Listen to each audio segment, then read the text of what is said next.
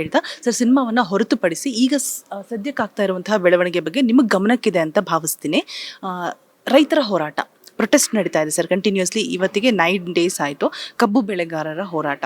So 3500 rupees ನಿಗದಿ ಮಾಡಬೇಕು ಅಂತ ಹೇಳ್ಬಿಟ್ಟು, ಬಟ್ ಸರ್ಕಾರ 3100 rupees ಇದೆ. ಇದು ಇವಾಗ ರಾಷ್ಟ್ರೀಯ ಹೆದ್ದಾರಿಯನ್ನು ಬಂದ್ ಮಾಡಿ ಪ್ರೊಟೆಸ್ಟ್ ಮಾಡೋದಕ್ಕೆ ಮುಂದಾಗ್ತಾ ಇದ್ದಾರೆ. ಅವರೊಂದು ಬೇಡಿಕೆ ಇಟ್ಟಿದ್ದಾರೆ ರೈತರು ಸರ್. ಸಿನಿಮಾ ಕಲಾವಿದರು ಯಾರು ಕೂಡ ಸಪೋರ್ಟಿಗೆ ಬರ್ತಾ ಇಲ್ಲ, ಅವ್ರು ಬರಬೇಕು, ಅವರು ಕೂಡ ಭಾಗಿಯಾಗಬೇಕು ಅಂತ ಹೇಳಿಬಿಟ್ಟು.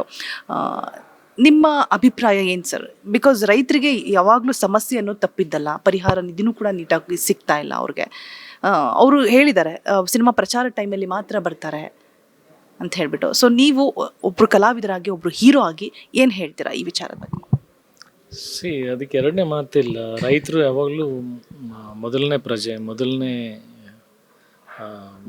ಆದ್ಯತೆ ಹೊಂದತೆ. ಅಂದರೆ ಯಾವುದೇ ವಿಚಾರದಲ್ಲಿ ಬಂದಾಗಲೂ, ಯಾಕಂದರೆ ಅನ್ನ ಹಾಕೋದು ಅವರೇ. They are real heroes. ಅವರಾಗಿರ್ಬೋದು, ಸೈನಿಕರಾಗಿರ್ಬೋದು. ಗಡಿಗಾಯೋ ಸೈನಿಕ ನಮಗೆ ಊಟ ಹಾಕೋ ರೈತ ಯಾವಾಗಲೂ ದೇವ್ರ ಸಮಾನೆ, ಅವರಿಲ್ಲ ಅಂತ ಹೇಳಲ್ಲ.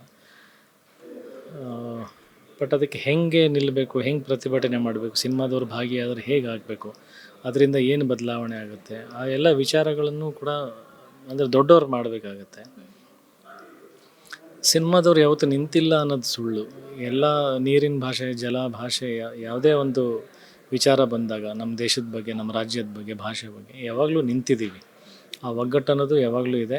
ಬರಬೇಕಂದ್ರೆ ಖಂಡಿತ ಬರ್ತೀವಿ. ಅದು ಹೆಂಗೆ, ಯಾವಾಗ, ಆಮೇಲೆ ನಾವು ಬಂದಾಗ, ನಾವು ಪ್ರತಿಭಟನೆಯಲ್ಲಿ ಭಾಗಿಯಾದಾಗ ಅದಕ್ಕೆ ಸರಿಯಾದ ಪ್ರತಿಫಲ ಸಿಗತ್ತಾ, ಅದನ್ನು ವಿಚಾರ ಮಾಡಬೇಕಾಗತ್ತೆ. ಮುಂಚೆ ಡಾಕ್ಟರ್ ರಾಜ್ಕುಮಾರ್ ಅಂತವ್ರು ಇದ್ದರು, ವಿಷ್ಣು ಸರ್ ಅಂತಾರಿದ್ರು, ದಿಗ್ಗಜರು. ಅವ್ರ ಮಾತಿಗೆ ಒಂದು ತೂಕ, ಒಂದು ಬೆಲೆ ಅನ್ನೋದಿತ್ತು. ಈಗ ಅದು ಯಾರಾದರೂ ನೇತೃತ್ವ ವಹಿಸ್ಕೊಂಡು ಬರಬೇಕು, ಏನಾದರೂ ಮಾಡಬೇಕು. ಅದು ಹೆಂಗೆ, ಅದು ವ್ಯವಸ್ಥಿತವಾಗಿರಬೇಕು. ಸುಮ್ಮನೆ ಬಂದು ನಾವು ಪ್ರತಿಭಟನೆಯಲ್ಲಿ ಕೂತ್ಕೊಂಡು ಅಲ್ಲೂ ಏನಾಗುತ್ತೆ, ಇವನು ಪ್ರಚಾರ ತೊಗೊಳಕ್ಕೆ ಬಂದ ಅಂತಾರೆ. ಏನೇನೋ ಬದಲಾವಣೆ, ಏನೇನೋ ತಿರುವುಗಳು ಬರೋ ಸಾಧ್ಯತೆಗಳಿರ್ತವೆ. ಅದು ವ್ಯವಸ್ಥಿತವಾಗಿ ಹೋಗ್ಬೇಕು. ಹೆಂಗೆ ಹೋಗ್ಬೇಕು, ಏನು ಹೋಗ್ಬೇಕು, ಅದು ದೊಡ್ಡವ್ರು ವಿಚಾರ ಮಾಡಬೇಕು. ನಾವು ಯಾವಾಗಲೂ ಸಿದ್ಧರಾಗಿದ್ದೀವಿ. ಬರಲೇಬೇಕು ಅಂದರೆ ಖಂಡಿತ ಬರ್ತೀವಿ. ಅಂದರೆ ನೀವು ಹೇಳಿದ್ರಿ ಸರ್, ರಾಜ್ಕುಮಾರ್ ಇದ್ರು, ಎಲ್ಲ ನೇತೃತ್ವ ವಹಿಸ್ಕೊಳ್ತಾ ಇದ್ರು ಅಂತ. ಈಗ ಆ ಕೊರತೆ ಇದೆ ಅಂತ ಅನ್ಸುತ್ತಾ ಸರ್ ನಿಮಗೆ? ಲೀಡರ್ಶಿಪ್ನ ಕೊರತೆ ಇದೆಯಾ ಸರ್? ಖಂಡಿತ ಇದೆ. ಅಂದರೆ ಲೀಡರ್ಶಿಪ್ ಇರಲೇಬೇಕು ಅನ್ನೋದನ್ನು ನಾನು ಯಾರೂ ಬಯಸಲ್ಲ. ಬಟ್ ಆ ಮಾತಿಗೆ ಒಂದು ತೂಕ ಇರ್ತಾ ಇತ್ತಲ್ಲ, ಒಂದು ಘನತೆ ಅನ್ನೋದು, ಅದು ಏನಾಗುತ್ತೆ, ಈಗ ನಮ್ಮಲ್ಲಿ ದೊಡ್ಡವರು, ಹಿರಿಯರು ಆ ಥರದ್ದು ಯಾರು ಇಲ್ಲ ಅನ್ನೋದಿಲ್ಲ. ಇದ್ದಾರೆ, ಸುಮಾರು ಜನ ಇದ್ದಾರೆ. ಬಟ್ ಆ ಮಾತಿಗೆ ಬೆಲೆ ಬರದೇ ಇದ್ದಾಗ ಅದಕ್ಕೆ ಎಷ್ಟು ಹರ್ಟ್ ಆಗುತ್ತೆ ಹೇಳಿ. ಅದನ್ನು ನಾವು ನೋಡಬೇಕಾಗತ್ತಲ್ಲ.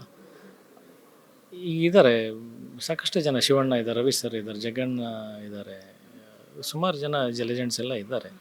ಬಟ್ ಅದೇ ಅವ್ರುಗಳೆಲ್ಲ ನಮಗೆ ಬನ್ನಿ ಅಂತ ಒಂದು ಆದೇಶ ಕೊಟ್ಟರೆ ನಾವು ಡೆಫಿನೆಟ್ಲಿ ಇದ್ದೀವಿ. ನಾನು ಒಬ್ಬನೇ ಹೋಗಿ ಕೂತ್ಕೊಂಡ್ರೆ ಅದು ಏನು ಬೆಲೆ ಇರುತ್ತೆ ಹೇಳಿ. ಇವಾಗ ಅಜಯ್ ರಾವ್ ಕೂತ್ಕೊಂಡು ಮಾತಾಡಿದ್ರೆ ಏನು ಬೆಲೆ, ಏನು ಸರ್ಕಾರ ಏನಾದರೂ ಬದಲಾಯಿಸ್ಬಿಡುತ್ತೆ? ಇಲ್ಲ ತಾನೆ.